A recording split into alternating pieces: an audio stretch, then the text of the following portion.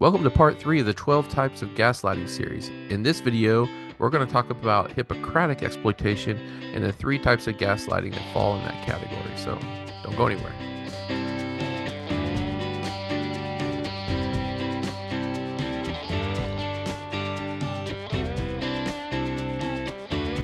Greetings, everybody. Welcome to RecoveryTV. I'm Josh Nichols, licensed therapist and betrayal trauma therapist, and we are now at part 3 of the 12 types of gaslighting series.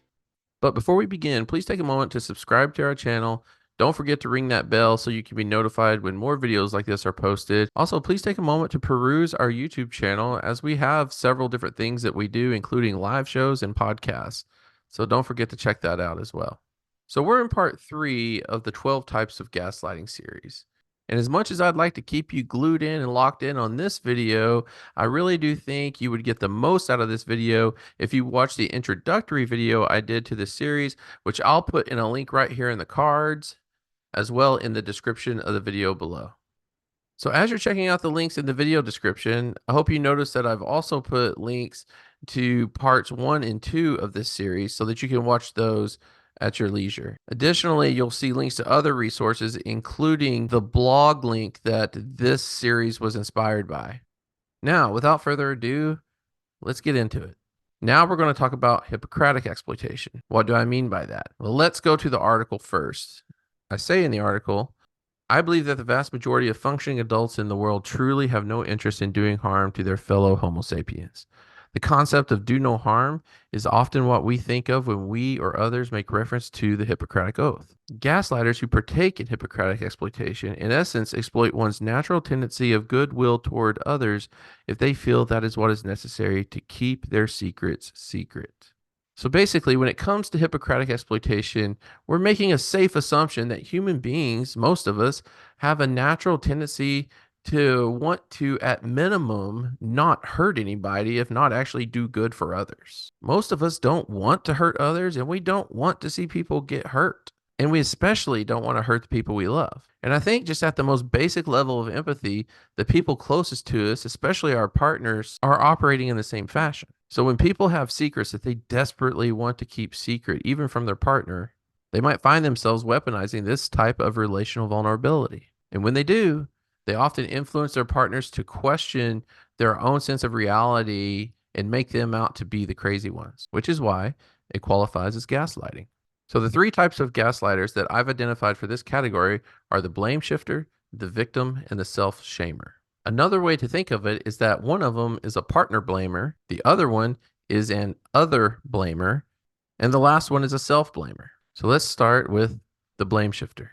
This type of vulnerability exploitation may sound self-explanatory, but these gaslighters take distraction to a whole other level by repetitiously making the innocent party out to be the bad guy. Blame shifters may lie, cheat, and steal, but once they are caught, the discerning party's integrity and character is what gets thrown on the chopping block. Why were you going through my stuff? If you weren't such a prude, I tried to tell you, but you wouldn't listen.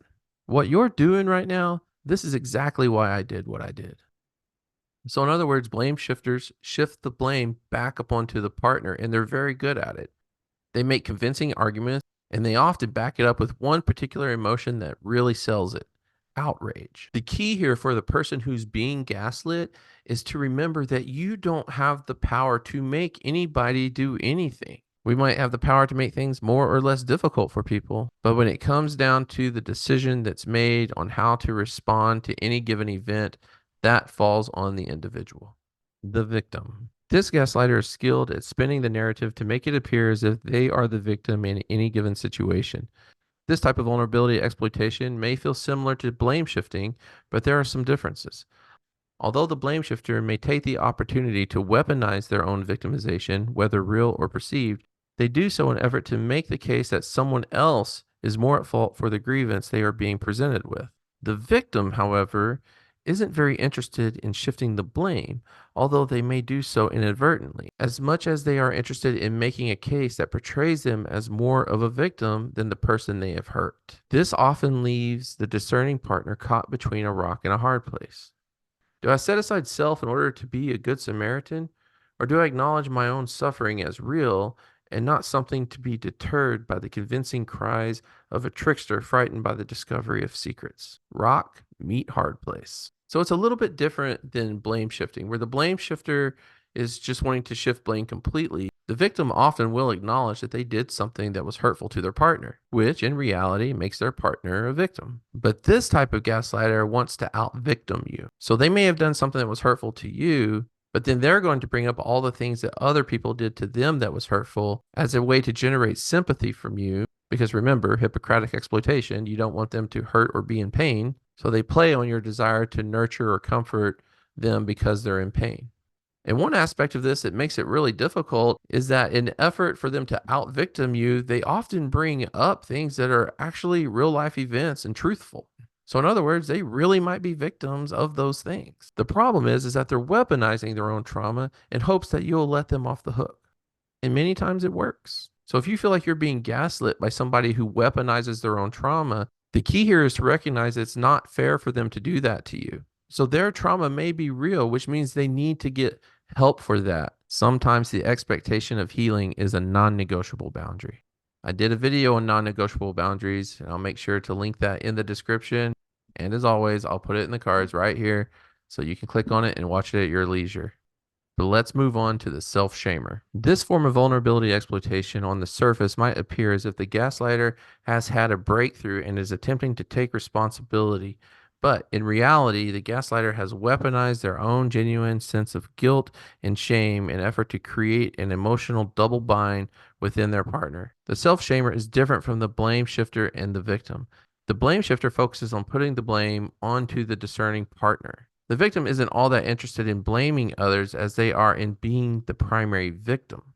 The self-shamer's primary focus is accessing intense feelings of shame and worthlessness to generate true feelings of empathy and compassion in the discerning party.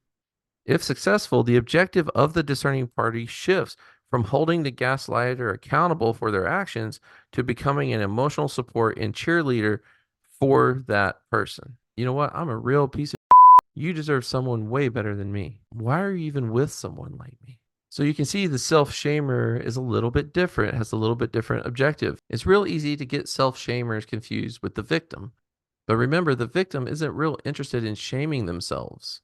They just want to distract you by making you feel bad for the things that they went through. The self-shamer takes a toddler-like approach to gaslighting. Nobody likes me. So you can see it's kind of toddler-esque. But it's strange how effective it is. Because going back to the Hippocratic vulnerability, we don't want people we love to feel that way about themselves. Because we don't feel that way about them. And we want them to see themselves the way that we see them.